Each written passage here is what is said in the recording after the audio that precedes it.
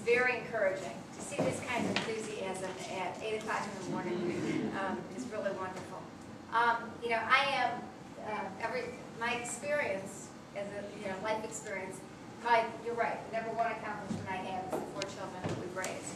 And today the oldest is 27, the youngest is 17. He's a high school senior, so we're still, we're still in the raising part. My husband's back at home doing a very good job of filling in while we travel. In fact, Monday I kissed my husband goodbye and I said, honey, I'll see you next week on Wednesday.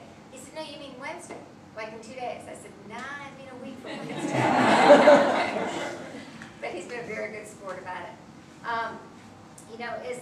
When Governor Warner became governor and asked me to serve as state treasurer, we stepped into a bit of a mess. And if you will recall, we had about a $6 billion shortfall. It started out, we thought it was $1 billion, and it grew to $6 billion.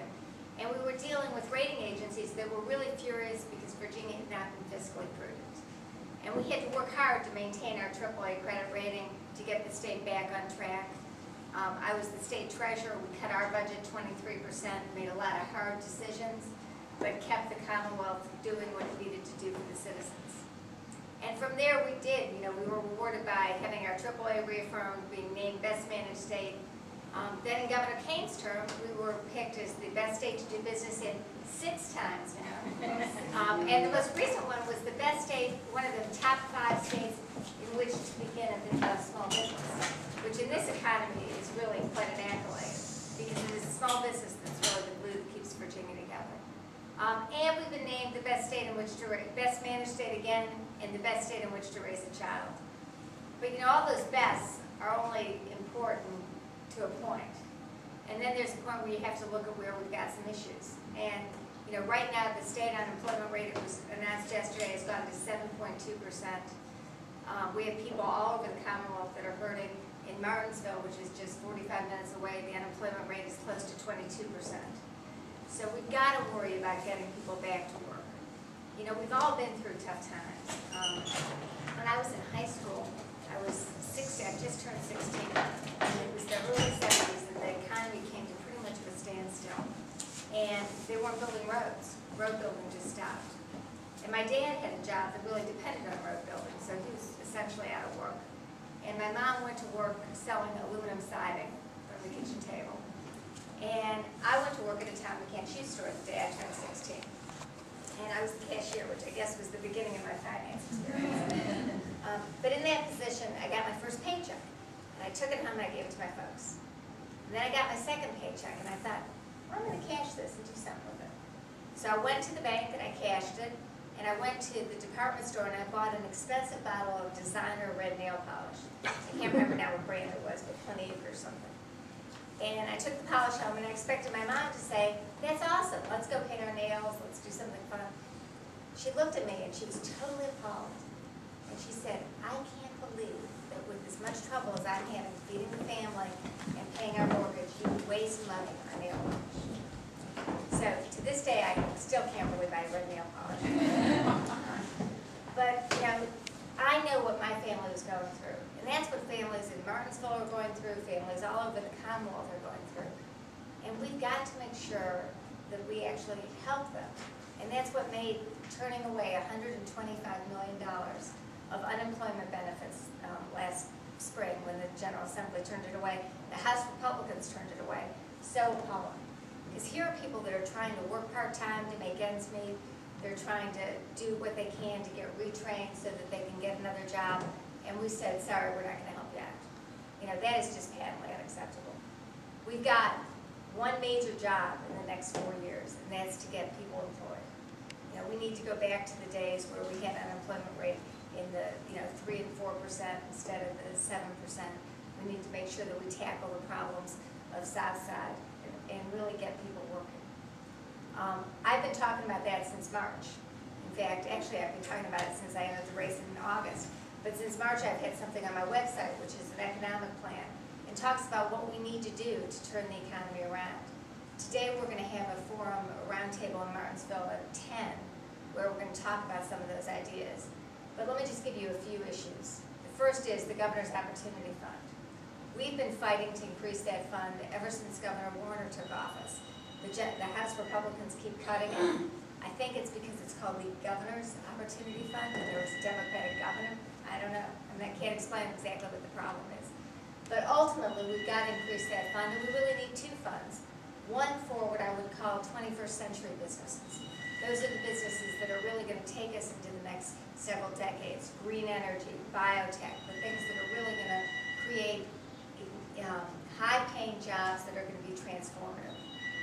And the second fund would be for traditional manufacturing and employment opportunities.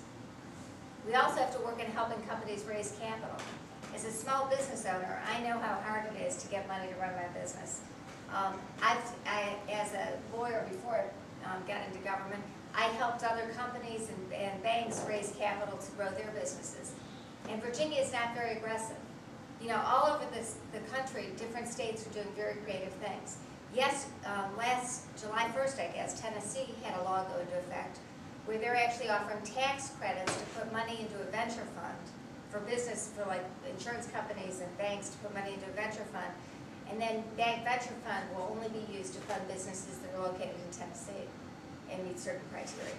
We need to be doing creative things like that because we are competing, we're not just competing between Rocky Mount and Martinsville, we're competing between North Carolina, Tennessee, Maryland, and we've got to be competitive.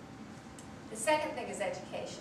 For 21st century jobs to come here, we have to have a 21st century workforce. And that means reducing the high school dropout rate. You know, in Rocky Mount, about 1 in 4 students doesn't graduate from high school. That's not a 21st century workforce. We've got to be improving and working hard to make that better. And that starts when you're young. If you are an at-risk student whose parents can't read and can't help you, they can't get you ready for kindergarten. So you need us, the community, to help. And that means pre-K for at-risk students. We tried to get that expanded in Governor Kane's term. We made a little bit of progress, but the House of Republicans, again, were fighting us. And they fought us every step of the way. I suspect they don't like 4-year-olds. That's the only thing I can figure out.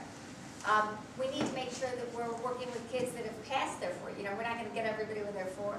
For those that are already in school, we need to be working on mentorship programs and internship programs to make middle school and high school relevant, so kids understand why they're learning what they're learning. My 17-year-old frequently says, why do I have to know this? Well, that's a common question of students, and if you don't understand why you're doing it, it's hard to get excited about doing it. There is a school in Newport News called Achievable Dream. It was started by a bunch of community volunteers and business leaders to do just that. And students there are trained in what we call soft skills, how to be job ready. They have mentorship programs and internship programs with Newport News Shipbuilding, Riverside Hospital, and a bunch of other employers, so that they learn why they're learning what they're learning. You can't be a nurse if you don't know math. And so they begin to get that message. We also have to focus on career track education. We know 2/3 of our students will not go on to college, but they need viable jobs, and we need them in the workforce. We need plumbers, electricians, auto mechanics. You know, when my plumbing breaks down, I don't want a PhD, I really want a plumber. So it's important that we be training those workers both in high school and in college. That's what our community college is there for, to help do that, as well as help students reduce the cost of a 4-year education. But our high schools need to play a much more important role. And finally, if we're going to attract 21st century employers to Virginia, we have to be offering a workforce that's excited about science and technology and engineering, because if those are going to be the jobs that are going to be available, and employers will seek communities that have skilled workers. That means we have to start with our young kids. You know, you don't wake up as a high school senior and say, gee, I think I'm going to go into engineering. You have to be excited about science and math from the very beginning. I have a daughter. Of the 4 children, our 19-year-old is a girl, who had the benefit of a science teacher in the elementary school, who went from classroom to classroom just making science exciting. And they did, NASA competitions and different experiments. And when she graduated, she decided to study engineering. And most of her classmates went into science and engineering. It's what one really good teacher can do. So we need to make sure that we're attracting science teachers to make elementary school exciting, science in elementary school exciting.